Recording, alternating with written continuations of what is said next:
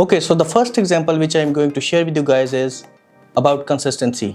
So from the book Influence, I'm going to share Dr. Robert's research with you.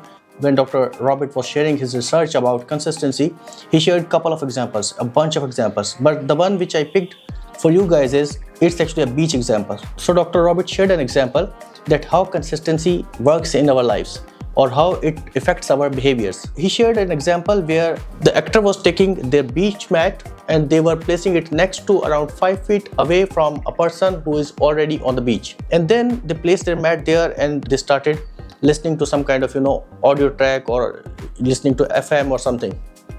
So after some time, like after 5 or 10 minutes, the staged actor, who is actually just doing it purposely as acting, they leave the place with the mat and the things just there, right? Just there on the mat. So then another actor, a staged actor, that actor comes to the place and they were picking up the things and behaving in a way like they are stealing the things.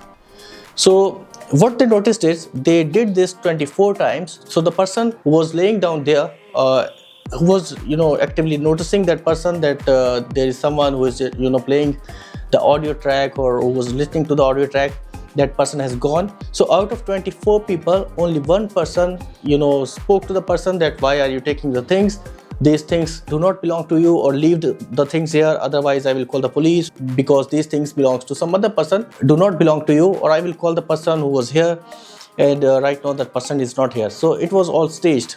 So out of 24 person, only one time or only one person was there who actually tried to stop the person, because the reason was there was no commitment, there was no consistency. Okay, then what they did is they did the same experiment again, but in this experiment, once the person is leaving their place, the staged actor who just came here and he was behaving like, or he was trying to pretend that he is listening to the music, and now he's leaving all his equipment on the mat and he's going now.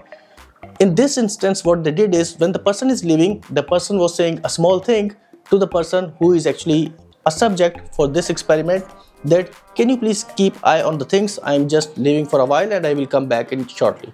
So what happened is, when the another stage actor came and he tried to steal those things, the person who was sitting there before and to whom it was told like please keep eye on the things, I'm just leaving for a moment, that person intervened and they tried to stop the person that you cannot take these things belongs to someone else. So earlier also they were known to the things, like these things are belonging to someone else, but they were not taking any action, right? But when it was committed with them, or when they committed from their side, okay, we will take care of those things, then they even took their life at risk, right? They started fighting with the person who is trying to steal the things. They ran after them, right? They tried to follow them. They called the police. They tried to stop the person from taking any of the things. So the thing which we have to understand here is, so once the commitment is given to someone, it becomes very difficult for the person to take back their words. So in our culture, or in our Pakistani culture, what people normally say is, जब मैंने जुबान दे दी, I cannot take my जुबान back, right? मैं अपनी जुबान दे चुका हूँ, I have given my words, right? So I cannot take my words back. So a similar kind of thing is there. When you give a commitment, it becomes very difficult for the person to take back their words. So how this theory fits in, sales or marketing or different kind of strategies. So this theory fits in with the lead magnets, right? Or with some other kind of promotions, or with subscriptions or newsletters. You start becoming familiar to them and you start taking their permission for your new products.